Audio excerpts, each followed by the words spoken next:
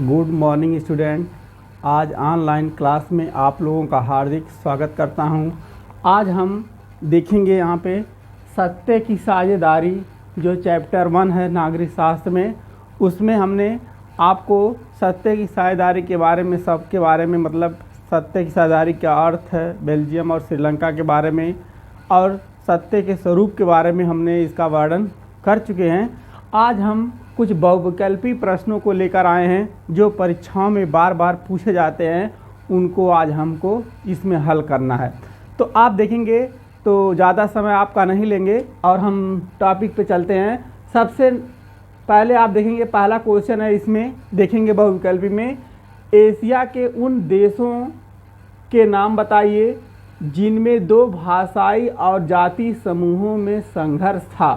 तो आप देखेंगे एक क्वेश्चन है क्या कि एशिया के उन देशों के नाम बताना है जहां जिनमें दो भाषा और जो है भाषा के आधार पे और जाति समूह के आधार पे संघर्ष चल रहा था, उसी को देशों के बारे में हमको इसमें बताना है कि श्रीलंका और लेबनान के बीच में था, कि भारत और आप देखेंगे चीन के बीच में था, कि मलेशिया और यमन के बीच में था, कि ये पाकिस्तान और ईरान के देशों के में जो था। इन सभी चारों ऑप्शन में आप देखेंगे तो आप देखेंगे इसमें आप लोग देखिए कौन सा सही है।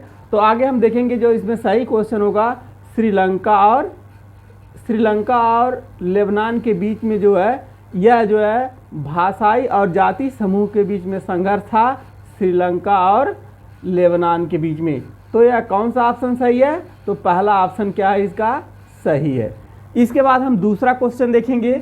दूसरा क्वेश्चन आप देखेंगे क्या है, दूसरा क्वेश्चन क्या है कि बेल्जियम में समान रूप से कौन सी दो भाषाएं, आप देखेंगे कौन सी दो भाषाएं बोली जाती हैं। और मतलब वहाँ पे आप देखेंगे भाषाएं तो तीन थी। आप देखेंगे एक फ्लेमिश के लोग थे, एक बोलोनिया के लोग थे और जर्मन थे, लेकिन तीनों लोगों की एक फ्रेंच बोलते थे, एक डच बोलते थे और जर्मन भाषा बोलते थे। इन्हीं में हमको सही करके बताना है कि वह मतलब कौन से बेल्जियम में कौन कौन से भाषा के लोग थे जो समान रूप से बोली जाती है। किस रूप से? समान रूप से। तो इसमें आप देखेंगे फ्रेंच पहला दिया गया है, फ्रेंच और अंग्रेजी। तो फ्रेंच और अंग्रेजी जो वहाँ पे बोली नहीं जाती थी। आप देखेंगे दूसरा ऑप्शन देखेंगे डच और अंग्रेजी। तो डच और अंग्रेजी भी वहाँ पे नहीं बोली जाती थी, डच और सिंगली। और आप देखेंगे चौथा ऑप्शन दिया गया है डच और फ्रेंच, मतलब डच और फ्रेंच। तो इसमें आप देखेंगे चारों ऑप्शन में आप देखेंगे कि यह भी नहीं हो सकता है, अंग्रेजी वहाँ बोली नहीं जाती थी। डच और सिंघली में आप देखेंगे श्रीलंका की जो है भाषा बोली जाती थी, तो यह भी ऑप्शन सही नहीं होगा। इस तरह से आप देखेंगे इसमें जो ऑप्शन जो है नंबर 4 पे है, कौन सही है? ऑप्शन नंबर 4 डच और फ्रेंच। मतलब जो डच होते थे वे फ्लेमिश के लोग बोलते थे, और इसमें आप देखेंगे जो फ्रेंच भाषा के लोग, जो फ्रेंच भाषी लोग थे वे बोलोनिया के समुदाय के लोग थे, वे फ्रेंच भाषा बोलते थे। इस तरह से आप देखेंगे ये कौन सा विकल्प सही होगा? डच और फ्रेंच। तो इस तरह से हमने आपको दो क्वेश्चन बता दिए कि जो बार बार परीक्षाओं में पूछे जाते हैं, उनको आप सही तरीके से याद कर लेंगे।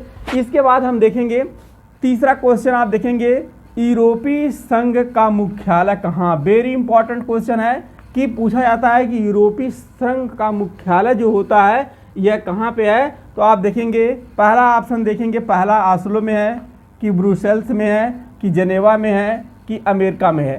तो यह आप देखेंगे इसमें हम इसमें देखेंगे जो यूरोपीय संघ का मुख्यालय है, आप जरा इसको आंसर अपने दिमाग में लाइए।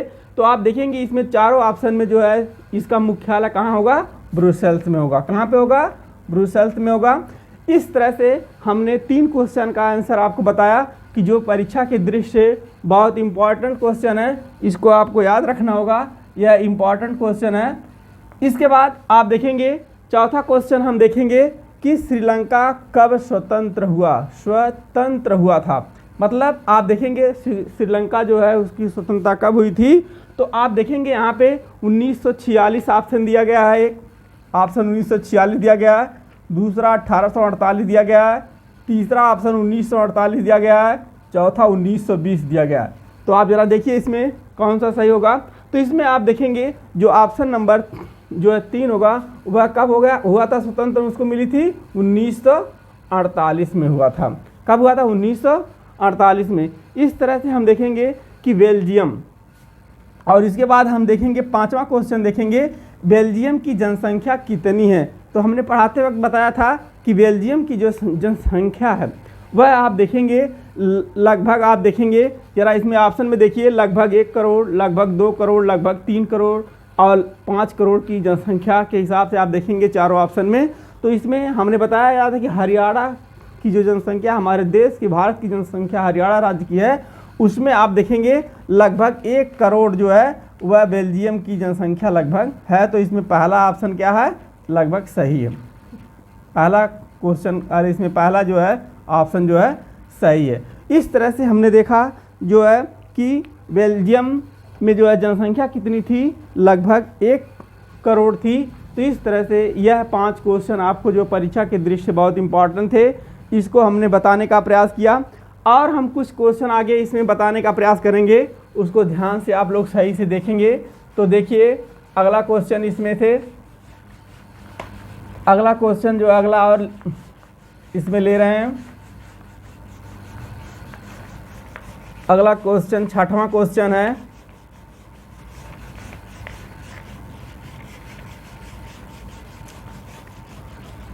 छठवां नंबर पे आप देखिए क्वेश्चन, सभी लोग इसको ध्यान से देखेंगे। 6वें क्वेश्चन में आप देखेंगे 1900, अगला क्वेश्चन है 6वां प्रश्न, आप देखेंगे प्रश्न नंबर 6 है कि 1970 तथा 1993 के बीच, 1993 के बीच बेल्जियम में आप देखेंगे कितनी बार संशोधन हुआ। कि बेल्जियम के संविधान में 1993 के बीच बेल्जियम के संविधान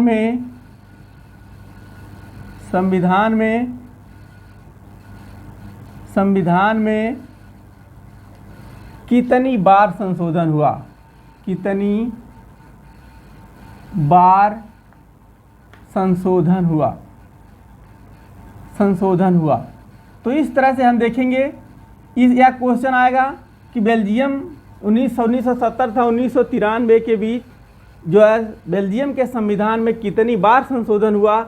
ऑप्शन आ गया, आप देखेंगे पहले में आ गया 5 बार, दूसरे में आपने देखा 6 बार हो गया, और आप देखेंगे तीसरे में आपने देखा 7 बार हो गया, और आप देखेंगे इसमें चौथा ऑप्शन में आप देखेंगे 4 बार। तो इस तरह से आपको पढ़ाते वक्त संविधान संशोधन में बताया गया था कि जो है 1970 से 1973 के बीच में जो बेल्जियम में कितने संशोधन किए गए थे। तो ऑप्शन देखेंगे इसमें दिया गया है 5 बार, दूसरा दिया है 6 बार, इसमें 7 बार, और आप देखेंगे चौथा दिया गया है 4 बार। तो इसमें कितनी बार संशोधन हुए थे? 4 बार हुए थे। तो इसका मतलब आप समझ गए होंगे कि जो 6वां क्वेश्चन का आंसर होगा कि बेल्जियम के संविधान में कितनी बार संशोधन हुआ था। तो 4 बार संविधान हुआ था। इसके बाद हम 7वां क्वेश्चन आप देखेंगे यहाँ पे दिया गया है, ये बहुत इंपॉर्टेंट है कि आप देखेंगे कि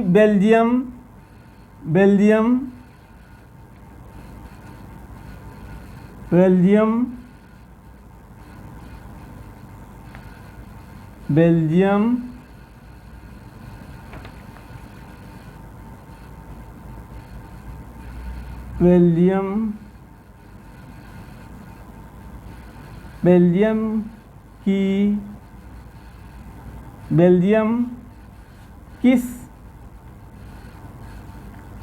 देश की सीमाओं को स्पर्श करता है।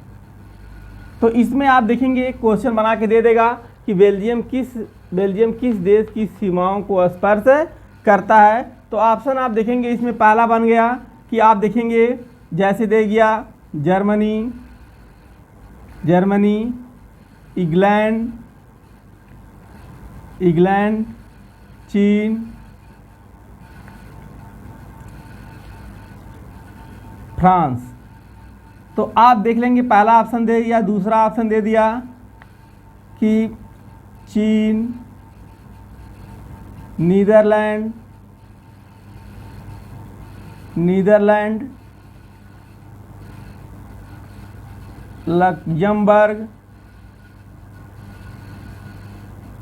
Luxembourg, France. अगला ऑप्शन दे देगा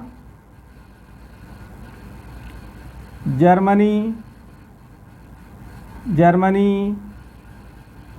इटली, फ्रांस,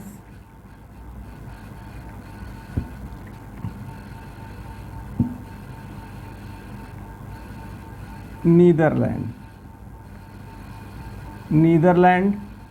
चौथा ऑप्शन देगा फ्रांस, नीदरलैंड,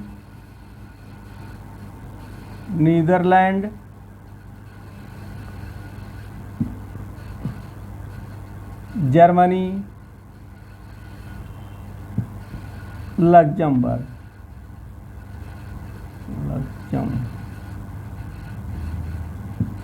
लग्जमबर्ग।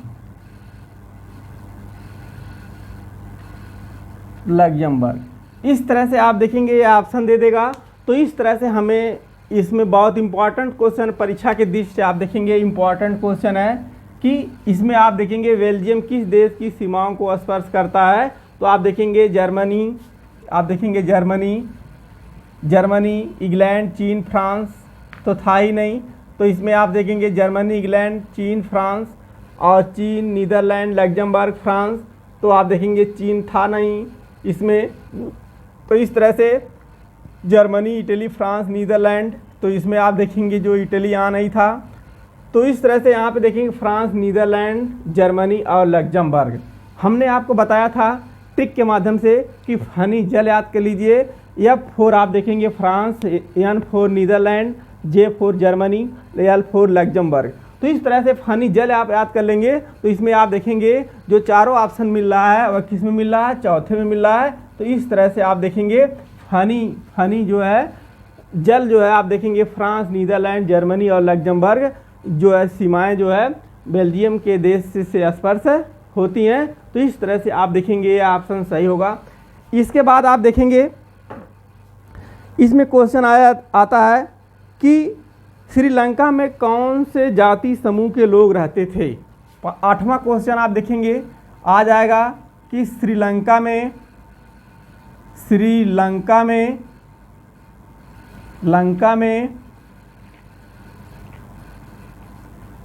कौन से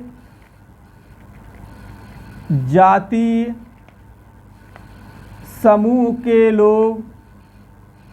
समूह के लोग रहते थे। तो इस तरह से आप देखेंगे इसमें श्रीलंका में पूछ देगा कौन से जाति समूह के लोग रहते थे। ऑप्शन दे दिया। इसमें आप देखेंगे सिंगली ऑप्शन दे देगा।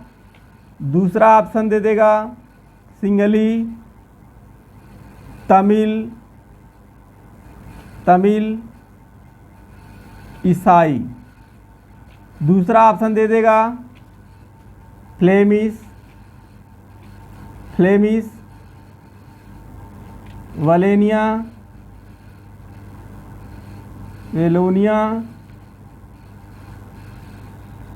तीसरा आप देखेंगे जर्मन। और तीसरा ऑप्शन आप देखेंगे दे देगा सिंगली,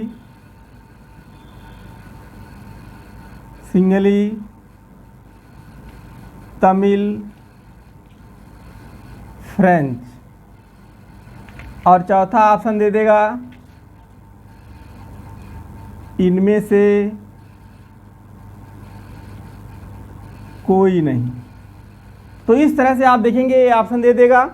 तो हमको इसमें छांटना रहेगा कि मतलब हमको सही तरीके से अगर हम पढ़े रहेंगे कि श्रीलंका में कौन कौन से जाति समूह को पाए जाते हैं, कौन कौन से जाति समूह के लोग रहते हैं। तो आप देखेंगे हम इन सभी ऑप्शन में देखेंगे कि कौन कौन से लोग हैं। तो सिंगली आप देखेंगे तमिल, ईसाई यह पहला ऑप्शन है। दूसरा आप देखेंगे फ्लेमिश और वेलेनिया और जर्मन और सिंगली, तमिल, फ्रेंच और इनमें से कोई नहीं। तो हम देखेंगे, हमने पढ़ा था कि श्रीलंका में कि आप देखेंगे 3 समुदाय के लोग पाए जाते थे। उसमें सिंघली आप देखेंगे, सिंघली जो थे कितने परसेंट थे, इसमें आप देखेंगे 74% थे और मतलब 74% के करीब थे। और आप देखेंगे जो तमिल थे 18% थे और ईसाई धर्म के लोग थे लगभग जो है 7% थे। तो इस तरह से यहाँ पे आप देखेंगे। और हम फ्लेमिश की बात करेंगे तो बेल्जियम के समुदाय के लोग थे और वलेनिया के लोग थे, ये जो बेल्जियम के समुदाय के लोग थे। तो यहाँ पे आप देखेंगे अगर फ्लेमिश की बात करते हैं तो यह 59% लोग थे। और आप देखेंगे वलेनिया के लोग थे कितने परसेंट लोग थे, तो यहाँ पर आप देखेंगे 40% लोग थे और जर्मन परसेंट लोग थे 1%। तो इस तरह से आप देखेंगे यह फ्लेमिश, वलेनिया और जर्मन यह बेल्जियम के लोग थे। और यहाँ पे आप देखेंगे यहाँ पे इसके बाद सिंगली, तमिल, फ्रेंच ये ऑप्शन था नहीं, इनमें से कोई नहीं। तो हम अगर पढ़े हैं सही तरीके से आप देखेंगे श्रीलंका के बारे में तो यही तीनों समुदाय के लोग वहाँ पाए जाते थे। सिंगली समुदाय के लोग थे, तमिल थे और ईसाई धर्म के लोग मानने वाले समुदाय थे। तो आप देखेंगे यहाँ पे जो ऑप्शन सही होगा वह 7वां ऑप्शन क्या होगा, करेक्ट होगा। तो इस तरह से हम जान जाएंगे श्रीलंका में कौन से जाति समूह के लोग रहते थे। तो सिंगली जो है और तमिल, ईसाई ये लोग जो है पाए जाते थे। इस तरह से हमने आपको यहाँ पे 8वां क्वेश्चन बताया। और इसके आगे अब देखेंगे क्वेश्चन, अगला क्वेश्चन देखिए।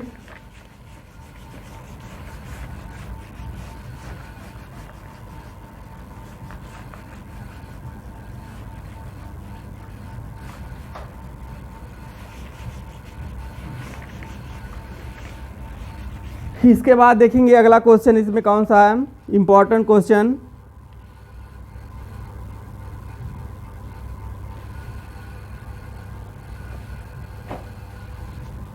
अगला क्वेश्चन आप देखेंगे प्रश्न नंबर 9। प्रश्न 9 में आप देखेंगे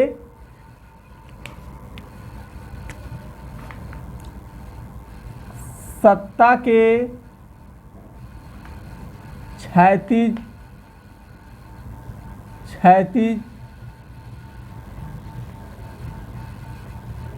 वितरण से क्या आशय है। मतलब इसमें आपको देखना है कि सत्ता की जो साझेदारी है वह इसका क्या आशय है, किस तरह से संचालित होता है। इसके बारे में हम देखेंगे कि सत्ता का संघीय वितरण होता है। इसमें आप देखेंगे क्या होता है, पहला ऑप्शन है सत्ता का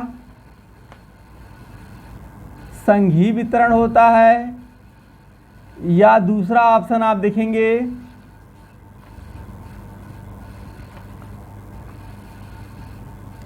सत्ता का नीचे से ऊपर, सत्ता का नीचे से ऊपर वितरण होता है,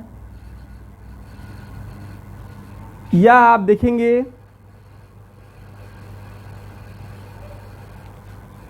इसमें तीसरा आप देखेंगे सत्ता का वितरण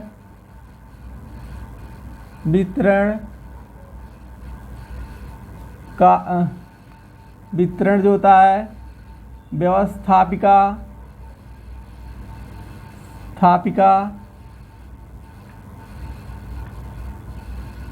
कार्यपालिका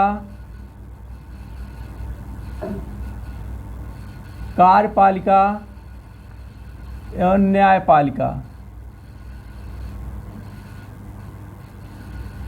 न्यायपालिका में होता है। चौथा ऑप्शन देखेंगे इनमें से कोई नहीं।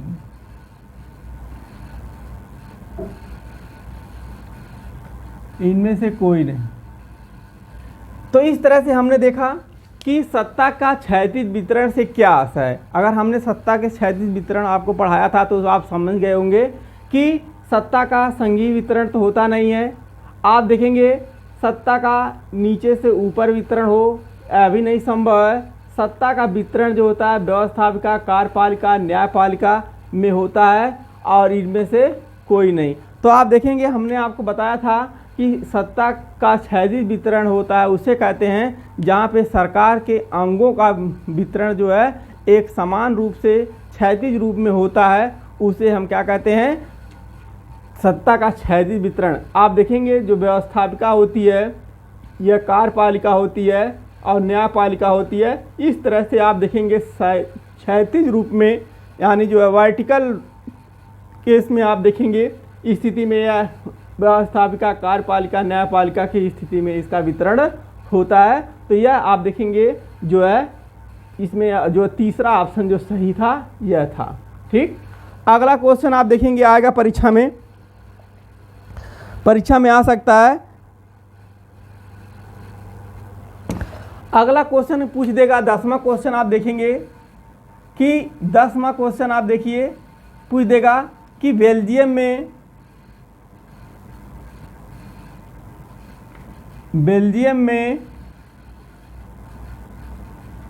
किस समुदाय के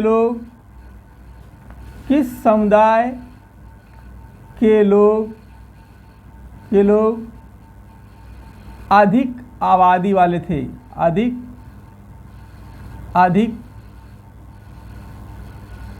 आबादी वाले थे। मतलब इसमें आप देखेंगे पूछ देगा कि बेल्जियम में किस समुदाय के लोग अधिक आबादी वाले थे। तो आपको ऑप्शन दे रहा हूँ, इसमें आप देखेंगे सिंहली समुदाय के लोग थे। दूसरा ऑप्शन आप देखेंगे तमिल थे। तीसरा ऑप्शन आपको दिया गया कि वेलेनिया के लोग थे, या चौथा ऑप्शन आप देखेंगे फ्लेमिश के लोग थे, फ्लेमिश। तो इस तरह से आप देखेंगे इसमें आपको 4 ऑप्शन दे दिया गया। इसमें आपको हल करना होगा कि बेल्जियम में किस समुदाय के लोग अधिक आबादी में थे। तो हमने आपको बता दिए थे कि जो बेल्जियम में थे वह सबसे अधिक मात्रा जो थी। तो इसमें ऑप्शन में आप देखेंगे सिंहली तो आप देखेंगे श्रीलंका के समुदाय के लोग ये 74% पाए जाते हैं। तमिल जो 18% श्रीलंका के हैं। तो ये दोनों में से तो आंसर होगा नहीं। वेलेनिया के लोग, फ्लेमिश के लोगों में अगर आपको पता होगा तो आप जानेंगे वेलेनिया के लोग कितने परसेंट थे। तो इसमें आप देखेंगे वेलेनिया के लोग 40% थे और ये कितने परसेंट थे, 62% थे। तो इस तरह से आप देखेंगे 18% तमिल थे और सिंहली जो 74% थे। तो इस तरह से अगर आप देखेंगे ऑप्शन है इसमें देखेंगे तो चूज करेंगे तो आप देखेंगे जो समुदाय के लोग थे बेल्जियम में अधिक मात्रा में लोग थे तो यह कौन थे, फ्लेमिश के लोग थे। इस तरह से आज जो इतना है बहुविकल्पी क्वेश्चन जो है सभी लोग इसी तरह से 2 बार पढ़ लीजिएगा, तैयार कर लीजिएगा। क्योंकि अगर इसको आप साथ में देख करके अगर नोट कर लेते हैं क्वेश्चन को साथ में तो आपको जो है कंठस्थ हो जाएगा या कभी भूलेगा नहीं और इससे आने वाले क्वेश्चन आपका गलत नहीं होगा। यह बहुत इंपॉर्टेंट क्वेश्चन थे। आज यह चैप्टर जो है हमने पूर्ण रूप से बहुविकल्पी समेत जो है समाप्त कर दिया है और इसको आप ध्यान से पढ़ लीजिएगा। धन्यवाद।